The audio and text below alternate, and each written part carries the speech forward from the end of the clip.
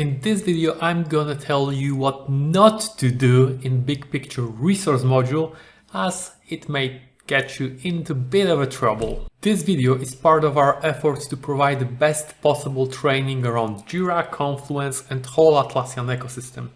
If you would like to support us, subscribe to the channel, like the video, leave the comment underneath if you have any questions, and remember you can always reach out to us for one of our paid services like training, consultations or implementations. Alright, so let's jump right into the tool. By the way, we will be operating during this video mostly on the resource module, as the title and intro to this video suggests. If you want to know more about this module, you can check our other videos. Other than that, we'll have a look at Gantt chart for one of the use cases. Bear with me. Okay, so I have a pretty standard but simplified resource plan over here. So I am here, I have several tasks assigned. On some of the days I am under allocated, on one day I am over allocated. So obviously if I am over allocated, we should probably try to fix that, right? So we can click over here, see where the over allocation comes from. So basically there are 3 tasks that are over allocating me. And we can see that, okay, this one, CP 110, is providing 1.3 hours of workload on this particular day. So to resolve this problem, this over allocation, we could do one of 3 things basically. We could reassign the task. We'll return to that in a moment.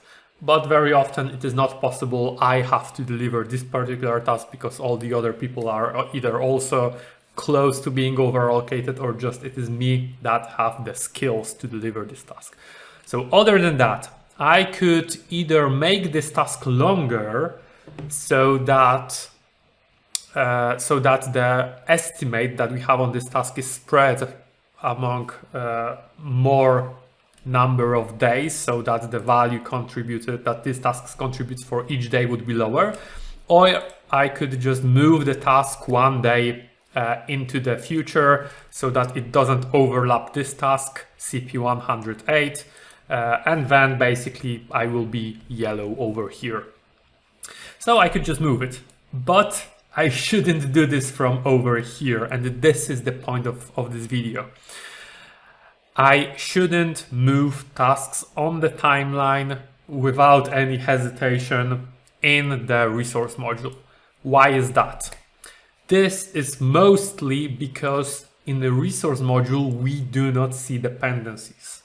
So there can be other tasks, actually there can be a lot of tasks that are dependent on this one. The moment we move this one on the timeline, it pushes also quite a lot of other tasks. So this change, we may actually basically throw our whole our plan out of the window, because what happens if we change it over here and it updates 100 other tasks that are dependent on this one, and it basically the resource allocation that we did earlier for the future no longer works because these multiple tasks were moved. So there is a risk associated with moving these tasks from over here. But now, if we cannot, or if we shouldn't move it over here, because we obviously always can, it takes a lot from resource module, right? Because this is what you want to do over here. You want to plan resources, so that possibly means deciding when on the timeline what resource will be doing what work. So how can we work around this issue? And there are basically 2 things we can do. First of all, we can switch to the Gantt module. If I'll do that, you'll see that over here I can enable resource panel, smaller one at the bottom. We need to make sure that the same aggregation and effort mode is set as we had in our resource module. And now you'll see that basically we see the same information here, bit simplified obviously, but we can still click on this. but over here we see dependencies. So I will filter tasks by the one assigned to me. So yeah, these are the ones. Let's disable this, and actually we can see that, yeah, there are two tasks that were overlapping and that caused the overallocation. But this one that we wanted to move is actually has dependence with other tasks. So obviously if we still move it, it will affect the other task and possibly move it. But now at least we are aware what will be the impact of the change that we're doing. Additionally, we can look at what is the key of this task, CP 110. We can also go into dependencies, look for this task over here,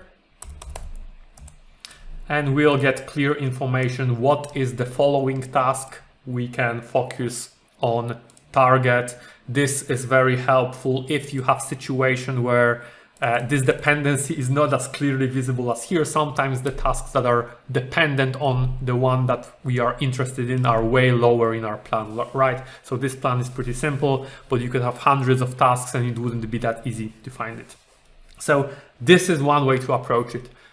Go to Gantt chart, to Gantt module, enable the resource section, make sure that you have the same aggregation and effort mode.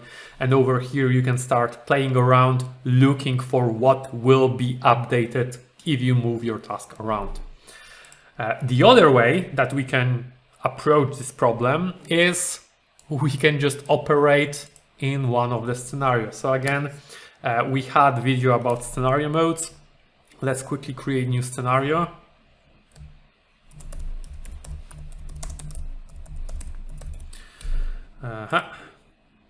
Yeah, and now we can actually move it without fear of breaking something.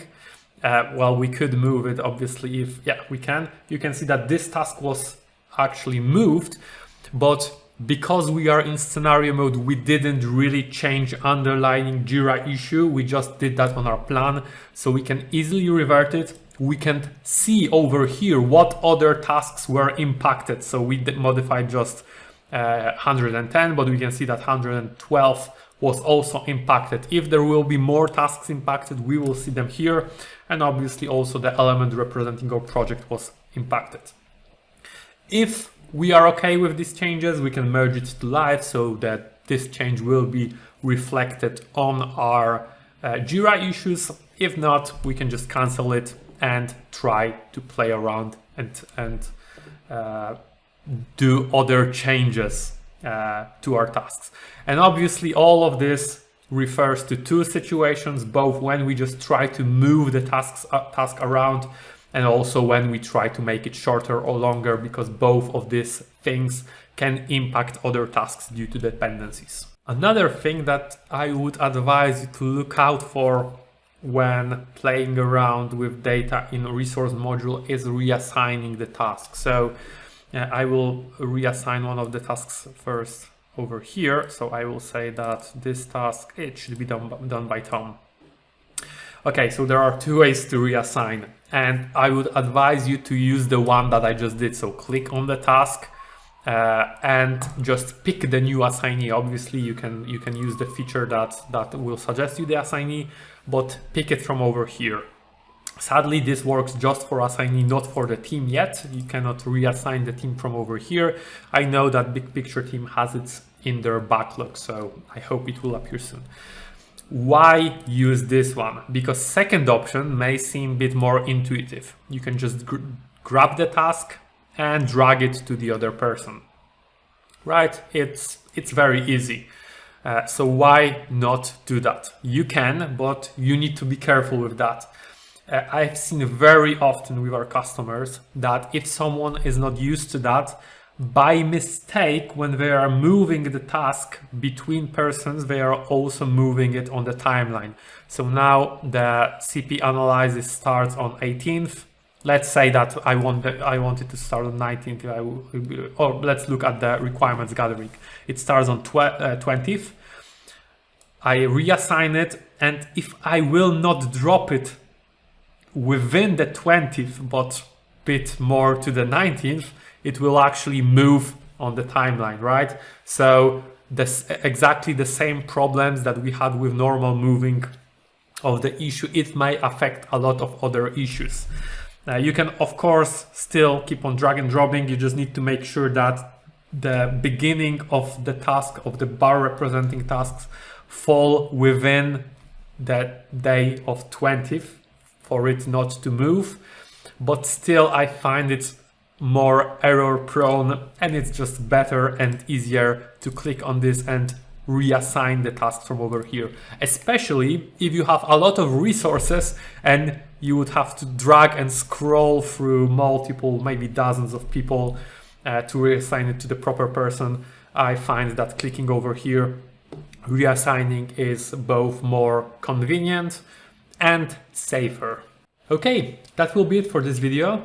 If you encountered any other problems with resource module, or you have any questions, leave a comment.